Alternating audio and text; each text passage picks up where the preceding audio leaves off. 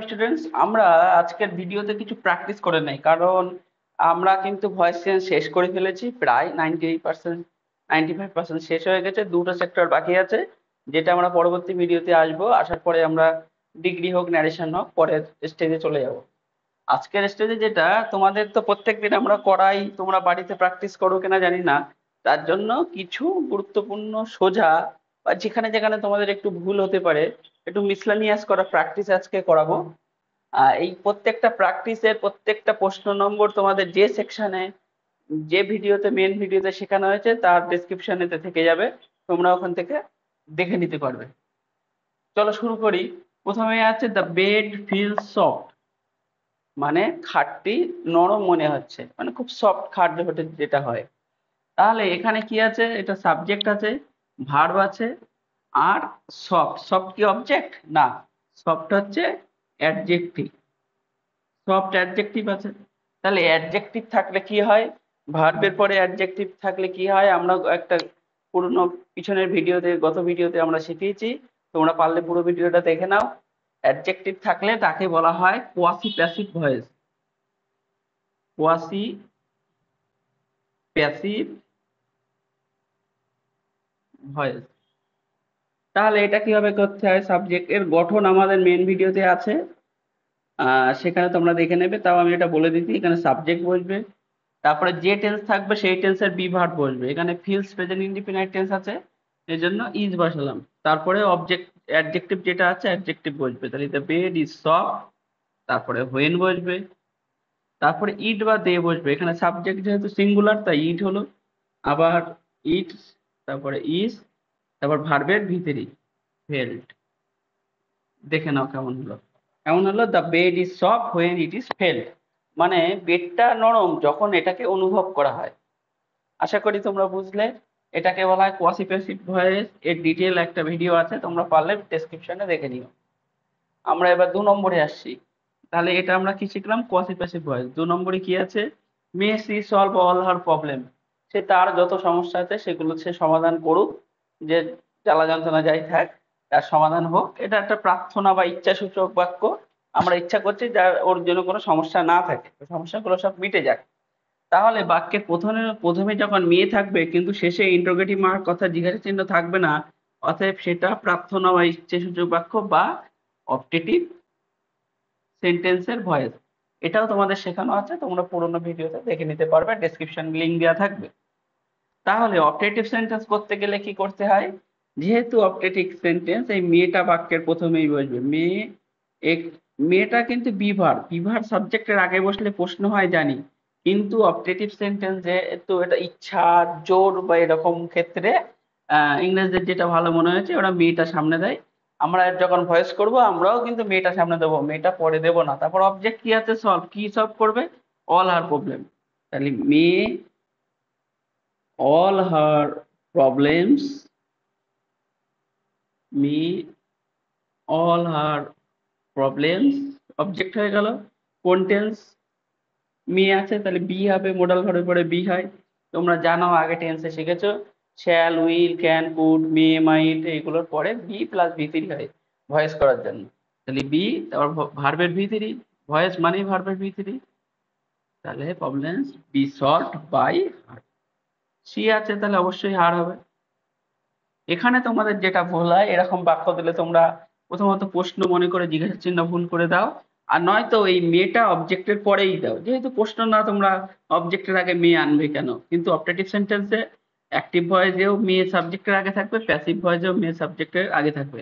এই ভুলটা যেন তোমাদের না হয়, এটা একটু ভালোভাবে মাথায় ধরে নাও বা একটু ডায়েরিতে লেখো, বাড়ি আরো 4টে উদাহরণ দিয়ে প্র্যাকটিস করো। এবার দেখো, পরবর্তী দুটো দিচ্ছি, একটা never tell a lie, never go here. একই রকমের দুটো কেন দিয়েছি? এই ধরনের বাক্যগুলো থাকলে তোমাদের বেশি গোলমাল হয়, তোমরা একটা জায়গায় আরেকটা করে ফেলো। এখানে দেখো, never tell a lie, never দিয়ে বাক্য শুরু হয়েছে, ভার্ব আছে, আর লাস্টে কি বলবে? লাই। তাহলে এটা অবজেক্ট আর এটা ভার্ব। তাহলে সাবজেক্ট নেই। তাহলে যে বাক্যে সাবজেক্ট নেই, ভার্ব দিয়ে বাক্য শুরু হয় প্রধানলি, সেই বাক্যগুলোকে আমরা কি বলি? Imperative sentence. বাক্যগুলোকে আমরা বলি ইম্পারেটিভ সেন্টেন্স। তাহলে ইম্পারেটিভ সেন্টেন্সের দুটো নিয়ম তোমাদের শেখানো আছে, বারংবার বলছি, সব লিঙ্ক থাকবে, তোমরা পুরোনো ভিডিওগুলো দেখে নেবে শেখার জন্য। যারা প্রথম দেখছো তাদের জন্য বারবার বলছি, একটা অবজেক্ট থাকলে একটা নিয়ম আছে, আর অবজেক্ট না থাকলে একটা নিয়ম আছে। এখানে দেখো নেভার গো দেয়ার, ওখানে যেও না, কোনোদিনই ওখানে যেও না। তাহলে এখানে গোর পরে কোনো অবজেক্ট আছে? এটা দেয়ার অবজেক্ট না এটা। তাহলে অবজেক্ট না থাকলে একটা নিয়ম হবে এটা, আর অবজেক্ট থাকলে একটা নিয়ম হবে, এই জন্য এটা পাশাপাশি রেখে শেখানো হচ্ছে। তাহলে অবজেক্ট থাকলে কি করে হয় তোমরা জানো, লেট দিয়ে হবে। তাহলে লেট, লেট। এবার নেভার কোথায় দেবো? নেভার তো বাক্যের প্রথমে ছিল, এখানে লেটের পরেই নেভার হবে, late never. Late never, L I, অবজেক্টটা আগে চলে আসলো এই যে, তারপরে বি, তারপরে ভি3। ভি3 মানে এখানে কোনটা? ভি3 মানে টেল, তাহলে টেলটা কি হয়ে যাবে? টোল্ড। আশা করি বুঝলে, late never a lie be told. তাহলে এর গঠন কেমন হয়? তোমার ইন্টারোগেটিভ সেন্টেন্স আমি একটু এখানে লিখে দেই। ইন্টারোগেটিভ সেন্টেন্সে লেট হয়, প্লাস অবজেক্ট হয়, প্লাস বি হয়, প্লাস ভি3 হয়। ইম্পারেটিভ সেন্টেন্সে অবজেক্ট থাকলে এই নিয়ম হয়, আমরা দেখো সেই নিয়মেই করেছি। লেট, তারপরে নেভার আছে বলে নেভার, যদি ডোন্ট থাকতো তাহলে নট হতো, লেট নট। আর যদি কিছু না থাকতো টেল এ লাই, তাহলে let a lie be told, এরকম হতে পারে। যাই হোক, দেখো লেটের পরে অবজেক্ট বসানো আছে, বি আছে, বি আছে, ভি3 আছে। আশা করি বুঝলে। এবার এই বাক্যে যেহেতু অবজেক্ট নেই, অবজেক্ট ছাড়া নিয়ম যেটা তোমাদের শেখানো হয়েছে সেটা হবে। তাহলে সেটা কি করে বাক্যটা শুরু হয়? ইউ আর নেভার গো দেয়ার, ওদিকে যেও না। এটা দেখো, একটা মাস্টার মশাই বা বড়রা বলে এদিক যেও না, তাহলে এটা অর্ডার আমরা ধরে নিতে পারি। ইউ আর অর্ডার্ড, তারপরে কি হয়? টু বসে, এখানে নেভার আছে বলে কি বসবে? Never two. যদি নট থাকতো তাহলে নট টু, নেভার থাকলে never to. You are ordered never to, তারপর যা আছে তাই, কি আছে? গো দেয়ার, নেভার টু গো দেয়ার, ব্যাস হয়ে গেল। You are ordered never to go there. আশা করি বুঝলে সহজেই। তাহলে অবজেক্ট থাকলে কি হবে? লেটের ফর্মুলাই হবে, অবজেক্ট না থাকলে ইউ আর অর্ডার্ড বা ইউ আর অ্যাডভাইসড এর ফর্মুলাই হবে। আশা করি তোমরা এটার পুরো সেটটাই তোমাদের আগে ইউটিউবে দেওয়া থাকবে, তোমরা নিজেরা প্র্যাকটিস করবে এবং তারপরে আমার এই ভিডিওটা দেখে এটা মিলিয়ে নেবে তুমি ঠিকঠাক করলে কিনা। আমরা এবার থেকে একটা করে প্র্যাকটিস সেশন করবো, আর একটা করে নতুন কিছু শিখবো, যাতে প্র্যাকটিস না করলে, practice makes the man perfect. তোমরা যতই শেখো না কেন, যত না প্র্যাকটিস করবে, ততক্ষণ অবধি তার কোনো ইমপ্রুভমেন্ট তোমাদের হবে না। এবার আমাদের লাস্ট ওয়ান আছে, কি আছে? What will she be doing tomorrow. দেখো ইন্টারোগেটিভ মার্ক আছে, আর সাবজেক্টের আগে অক্সিলারি ভার্ব আছে, এটা দেখেই আমরা বুঝে গেলাম এটা ইন্টারোগেটিভ সেন্টেন্স। এটা ইন্টারোগেটিভ সেন্টেন্স, এটা আমরা বুঝলাম। তাহলে ডব্লিউএইচ ওয়ার্ড প্রথমেই বসে, এটা আমরা জানি। হোয়াট, তারপরে কোন টেন্স আছে দেখো, future continuous tense, shallow will আছে, বি আছে, ভি1 আইএনজি আছে, তাহলে সেই হিসেবেই হবে। তাহলে এখানে অবজেক্ট আছে, দেখো তো ভালো করে, ভার্বের পরে করছো, তুমি আগামীকাল কি করতে থাকবে, তাহলে কি করতে থাকবে, এই দেখো এই হোয়াটটাই কিন্তু অবজেক্ট। এখানে আলাদা করে ডুইং হোয়াট, কি করবে, কোনো আলাদা অবজেক্ট নেই, এখানে কি করবে এটাই হচ্ছে প্রশ্ন, তাহলে এই হোয়াটটাই হচ্ছে অবজেক্টের প্রশ্ন। তাহলে হোয়াট উইল বি, কন্টিনিউয়াস থাকলেই তোমরা জানো বিং হয়, আর পারফেক্ট থাকলে বিন হয়, বারংবার শেখানো হয়েছে। হোয়াট উইল বি বিং, তারপরে ভি3, ডু এর ভি3 ডান, তারপরে by plus subject, by her, তারপর টুমরো।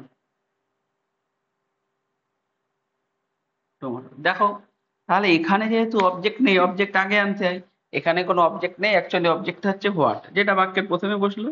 তারপরে আমাদের যে টেন্স আছে, টেন্স অনুযায়ী আমাদের যেভাবে ভয়েস করতে হয় সেভাবেই করলাম। What will be being done by her tomorrow. আশা করি আমাদের এই 5টা ভয়েস আমরা ভালোভাবে শিখলাম।